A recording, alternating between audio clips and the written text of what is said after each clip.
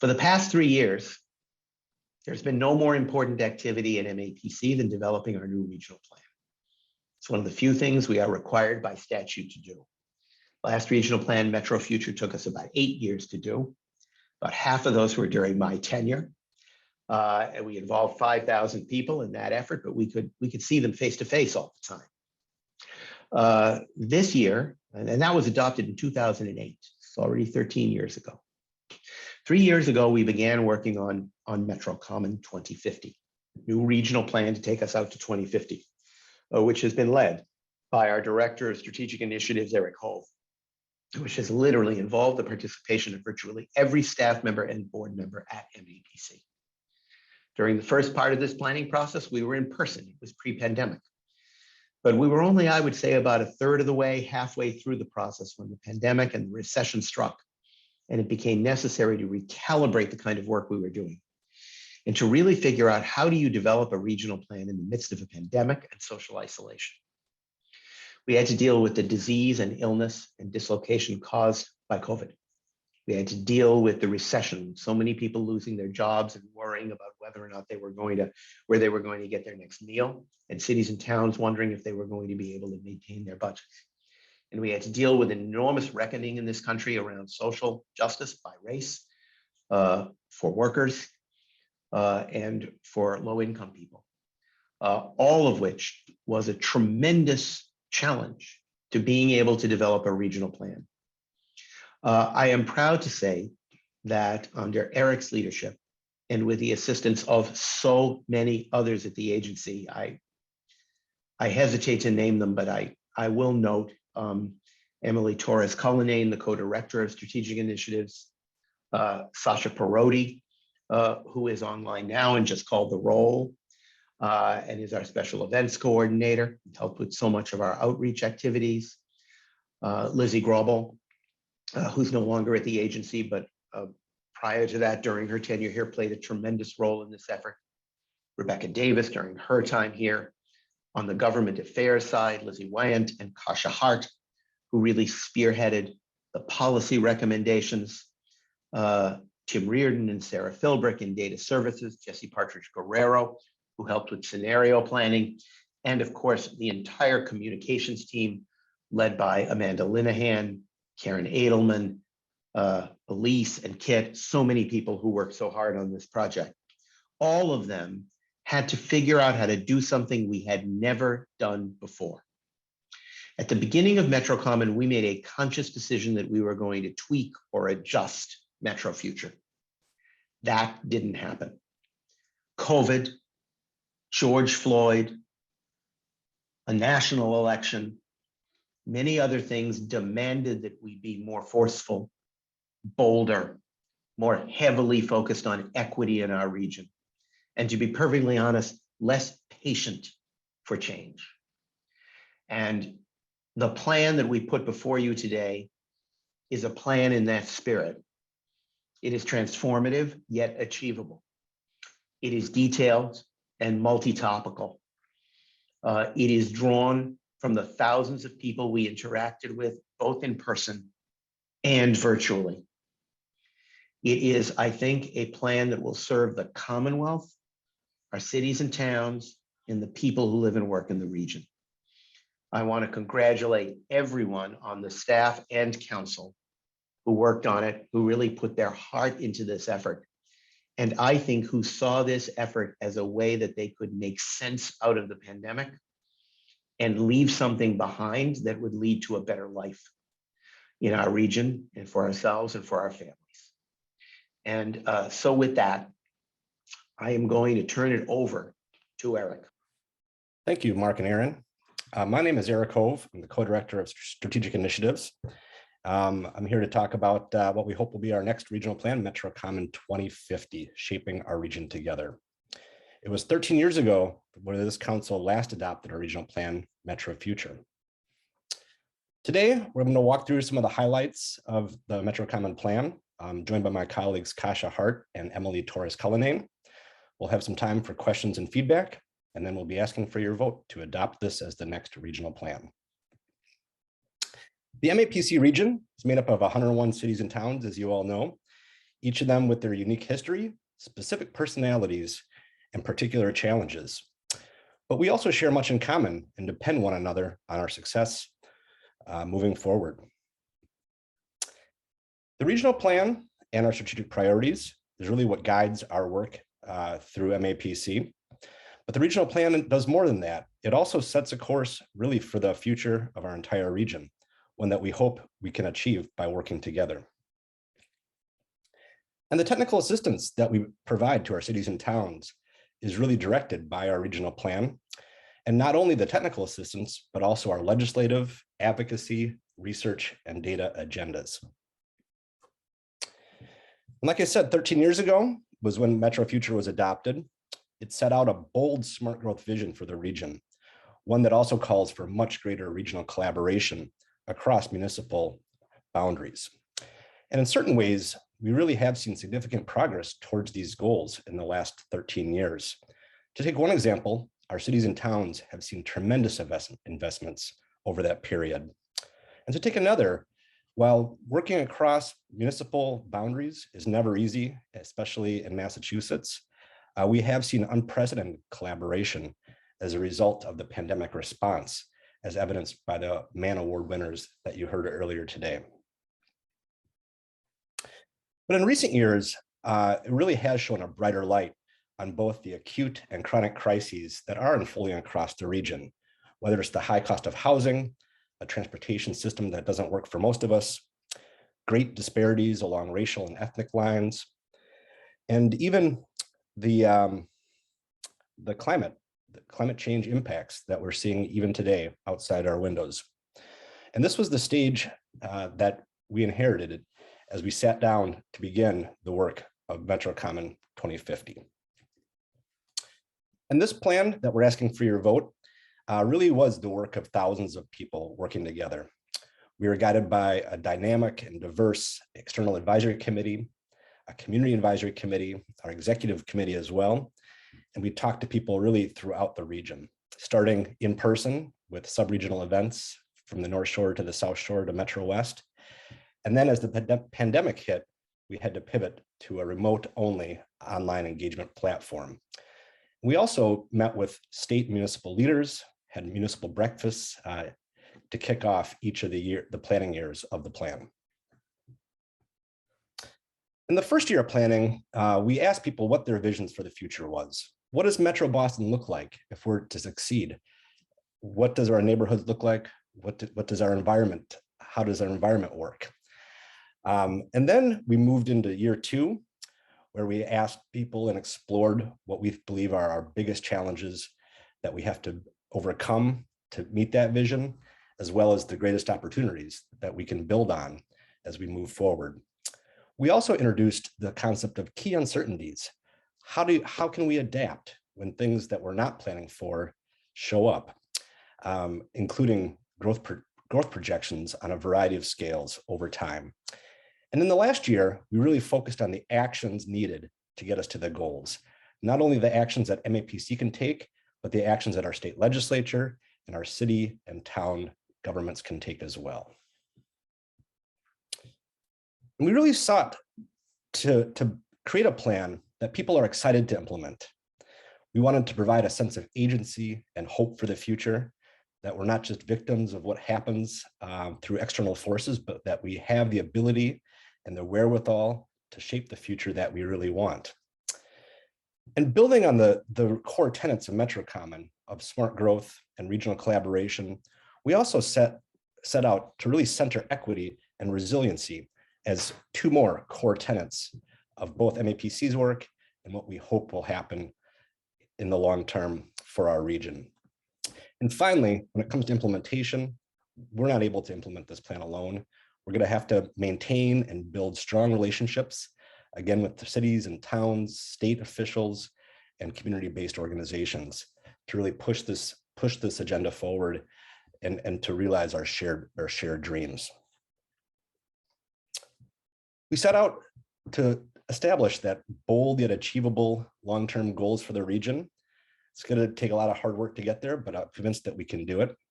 As I mentioned just a little bit ago, we introduced uncertainties and projections for future growth. And we spent a lot of time really developing products, web tools, and research to help our allies, our stakeholders, and our constituents, our cities and towns, help to better understand the dynamics that are at play in our region, and also to help them in implementing their local priorities as well. And finally, we set out to really push the envelope on recommendations that we can act on in the short term in the next 2 to 6 years that will set us on that path for long-term success. And the last year and a half was unexpected, to say the least. Life has been upended in so many ways, but as we rebuild, there is some cause for hope. To take one example, early on in the pandemic, there was great fear over what was going to happen to our state and local budgets. But now, thanks in large part to federal funding, we have a once-in-a-generation opportunity to start building back in a much more equitable and sustainable manner.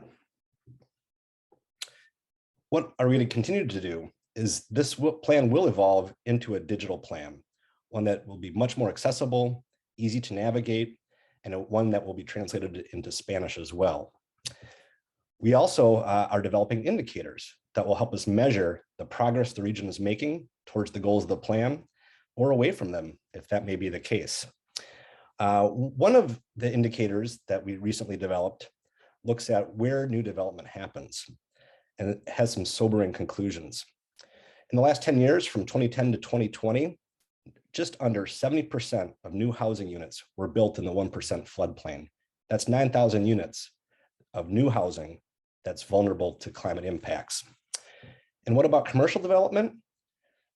Nearly 60% of commercial development was also located and constructed in these same floodplains. And here's the vision that we laid out, the vision that we heard as we talked to people throughout the region. What do they want for transportation? What do they want from climate? We actually really do want to hit net zero, sooner the better, in order to limit the impacts of climate change. We want healthy and safe neighborhoods. We want to give people the ability to thrive and to pass on wealth to future generations. And finally, our action areas are the main organization of the plan. These, again, are the topic areas that we heard have the greatest opportunities as well as the greatest challenges that we must overcome in the years ahead. And in these action areas, we also commissioned artists to help tell stories, to help shed a new light and to put a human face on these challenges and opportunities that we explored. And finally, they are the container for the recommendations or the actions to get us on the path to success. And with that, I'm going to turn it over to Kasia Hart, who's going to talk through the recommendations. Thank you. Thank you so much, Eric. Again, my name is Kasia Hart, and I'm a policy analyst with the Government Affairs team. First, I just want to give a special shout out to Lizzie Wyatt, who's our Government Affairs Director, who co-led the development of the policy recommendations with me. I also just want to take a minute and give kudos to all of the staff that worked on these 20 policy chapters.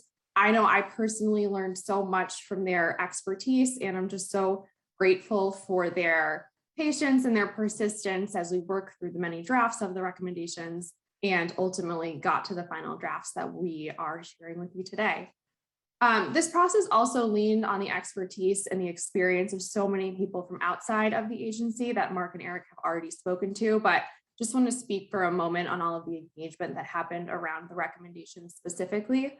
So the engagement process was incredibly thorough, and that is thanks in great part due to the work of Emily Torres-Cullinane and Sasha Perotti. But we conducted focus groups for all 20 policy chapters, meeting with policy experts and advocates and members of partner organizations. We also conducted focus groups with members of the legislature, as well as with individuals who would be most impacted by the recommendations. And we read through all of the input, and I think these final documents are all stronger as a result of the feedback and the comments that we received. So I just want to put a little bit of emphasis on all of the people that have played a role in getting us to where we are today. Next slide, please. So here are just a couple of points of emphasis or common themes across the recommendations. First, as you know, Marc has already spoken about, an equitable and resilient recovery. The recommendations are one of the shorter term components of the plan. And so while the plan is MetroCommon 2050, the policy recommendations are intended to be implemented on a shorter timeline, closer to 2030 or so. We know we're going to be in recovery for a long time and feeling the economic consequences of the pandemic for a long time. So it was important to us that we address that head on in the plan. And we really think about how we are confronting some of the inequities that have been laid bare over the past 18 months. We also wanted to make sure that we're addressing root causes. So this is a common theme that emerged in all of our focus groups. We were really encouraged not to just put Band-Aids on different issues, not to focus on the symptoms of a problem, but instead it uses as an opportunity to start to chip away at some of the structural issues that lead to the inequities that we see today. So another common theme is addressing synergies or connections across different recommendations. This came out throughout all of the focus groups. As you read through the documents, you'll see that we tried to cross-reference the recommendations where we thought it was appropriate, but just a couple of places where those sort of cross connections happened. Home ownership as a primary vehicle for building wealth. So we talk about that in both our wealth building recommendation and our affordable home ownership access recommendation. We are seeing just a really strong connection between public health and climate change and how land use in the built environment plays a role in all of that. So we wanted to make sure those recommendations were all interconnected with one another. Obviously, accelerating electrification that has major implications both for the building sector, so homes and businesses, as well as the transportation sector. And then finally, more inclusive and collaborative regional governments. Themes from the dynamic and representative government recommendation really cut across all 20 of the policy chapters. And we saw during the pandemic the importance of local governments working together, and we just want to make sure we're enabling more of that in the future. Next slide.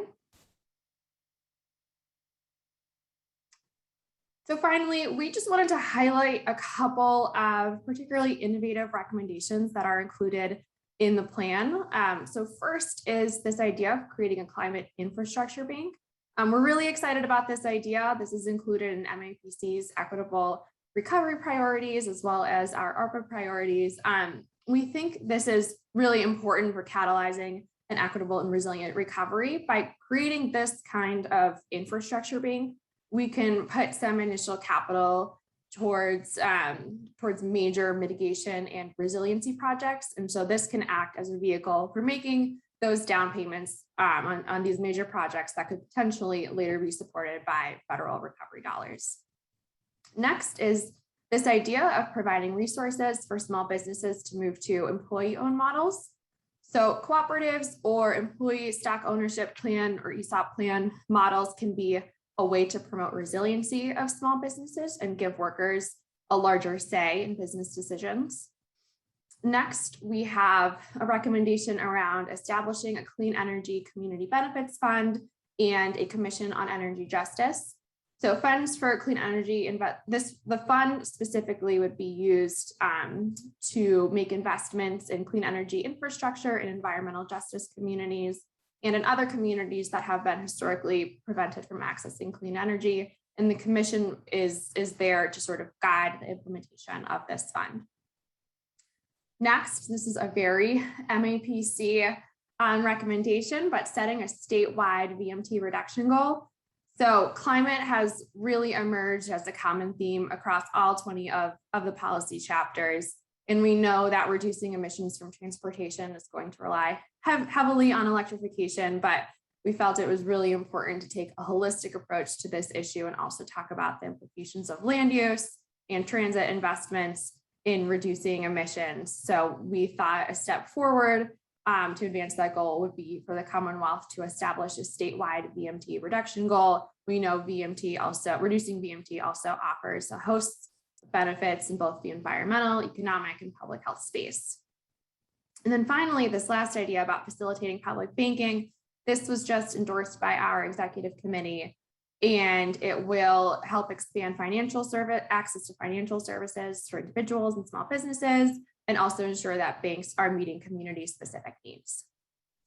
So I think with that, if you want to go to the next slide, I'm going to turn things over to Emily Torres-Cullinane to give you a preview of what is next. Thank you so much, Kasia, and thank you so much, Eric, for this morning's presentation. So upon adopting MetroCommon, when we can do the vote, we will be kicking off MetroCommon 2050 2U, a series of local conversations and presentations of the regional plan. What does that mean for you, your municipality, agency, or organization? Well, we'd like to come to you and discuss the recommendations in depth. We'll tailor the content to your needs, your schedule, and your shared priorities. We are happy to present at public or internal meetings with governmental or non-governmental bodies. Everyone has a role in making our region a more equitable and sustainable region. From here on in, we are also looking to partner with you. We want to know, what MetroCommon recommendations do you care deeply about? What priorities do you share with the plan? How can we work together to elevate certain components of the plan? We are looking for anyone that would like to advocate for MetroCommon and collaborate on its implementation. Please reach out to us if you're interested to discuss that a little bit more. I also want to add a quick note here on the plan's products that you can use in your work. Eric mentioned some of them. When we started the design of MetroCommon, you asked for research and web tools, messaging support, and best practices and policy ideas. We encourage you to use the research that was done throughout this planning process.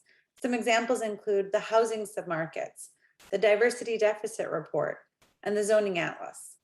We encourage you to use the storytelling pieces, such as the short film Living Together, the At Home in Boston video, and the action area illustrations that we've been sharing in MEPC Matters monthly.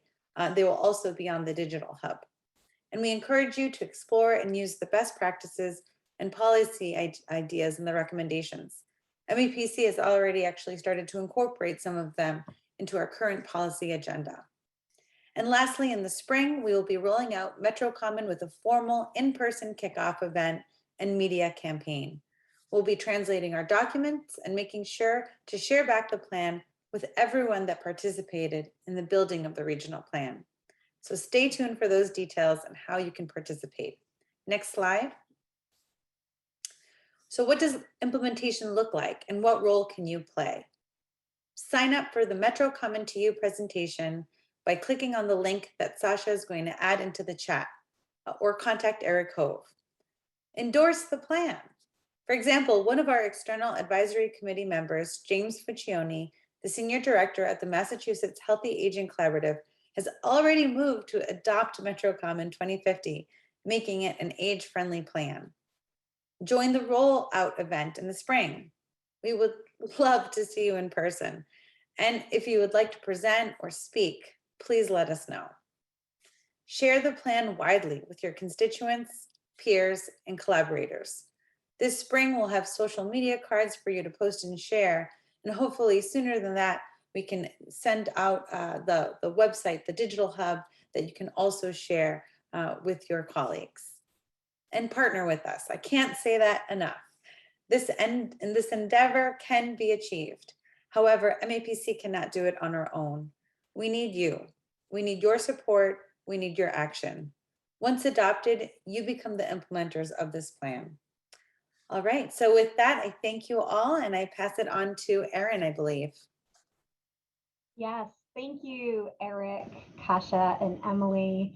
I can't even believe it's been 3 years, but it's a really incredible document. And at this time, we're going to open it up for discussions or questions and feedback.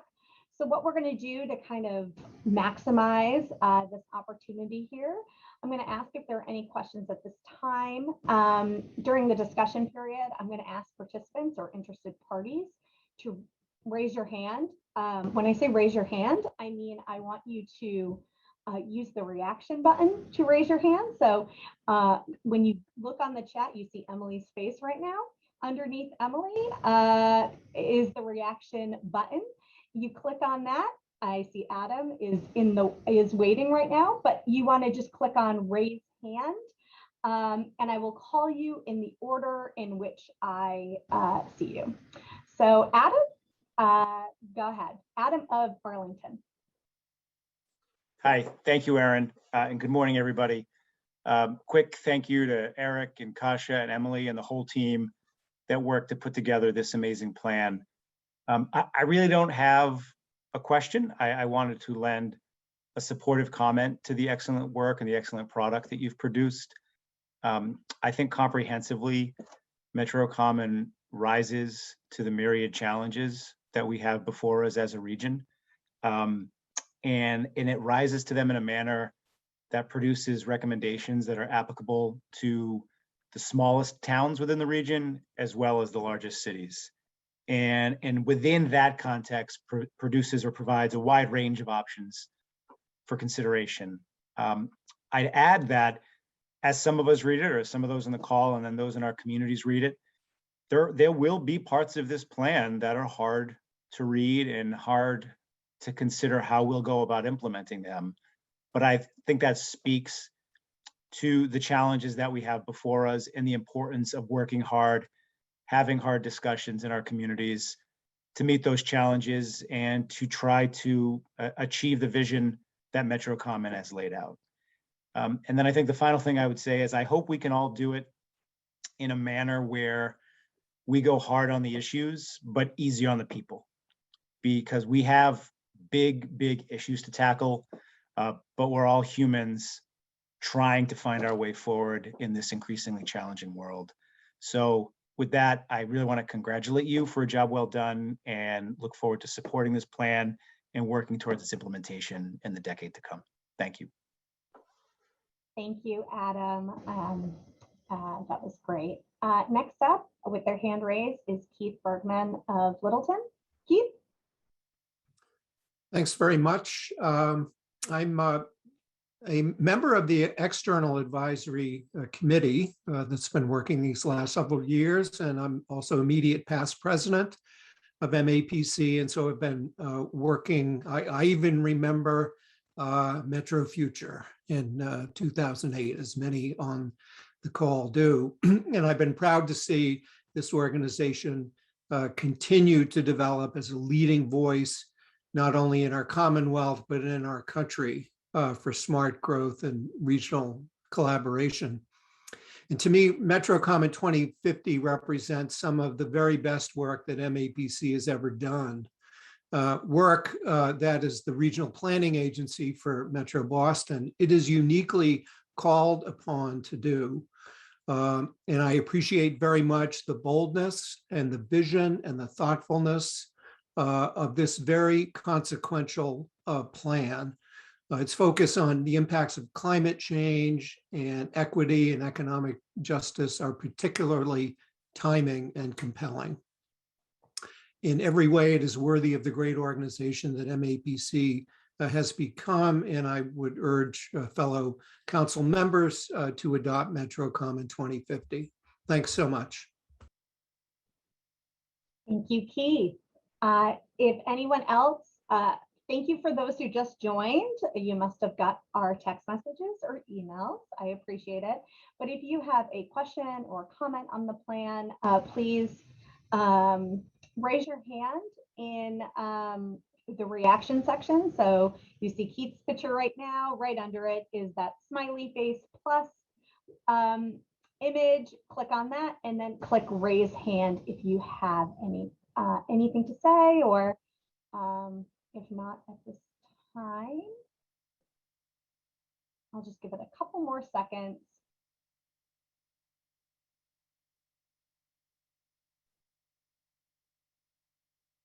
Okay, so I am going to call on Marc. I don't know if he's ready to talk. Oh, I'm sorry, Kara, you just popped up. So Kara of Brookline, go ahead.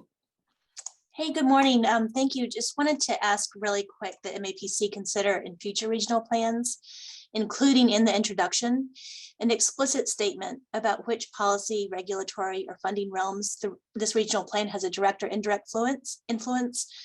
For example, the work that Eric spoke about earlier, but also about how it informs regional transportation funding and serves as a regional guidebook for EDA grants. I think this kind of straightforward statement in the document would help people understand why they should participate in the process. It would help us explain the importance of this document to our local leaders while helping them discern that in most cases, MAPC's setting of regional goals will actually have very little direct influence in their flexibility to govern locally, at least in the immediate timeframe. That could help right size their concern or excitement about a regional plan. And I look very much forward to supporting this plan and hope you'll consider that in the future. Thank you. Thank you for And your I don't feedback, think, Sarah. Carol, we need to wait 10 years before we include such a statement. I would regard that as kind of a minor modification that we could probably incorporate something to that effect in the introductory documents. All right, I am seeing no other hands raised. Mark, just something in the chat that kind of has been brought up is that to incorporate Kara's suggestion as part of the future vote. Yeah, I agree with that, and I don't see a reason why we can't do that in this document. I don't want to have to wait another 10 years for another regional plan. I don't think I'm going to be involved in that regional plan. So I will work with Eric and the rest of the team to make sure at least a few sentences in the direction of Kara's suggestion are included. Great. Thank you. Yes, unfortunately, quorum or a lack of quorum doesn't allow us to formally vote at this time. I love the excitement for a special meeting, but we will have a conversation about it offline and go from there. And I agree, the sooner the better, right, Richard? Because I already see the excitement that people have and wanting to start to implement this and talk strategies and really start to work together. I think we're all feeling really inspired today. So unfortunately, we can't vote, but I am loving all this excitement. And I agree. Thank you so much for all your work, MAPC, the External Advisory Committee, and everyone that's here today.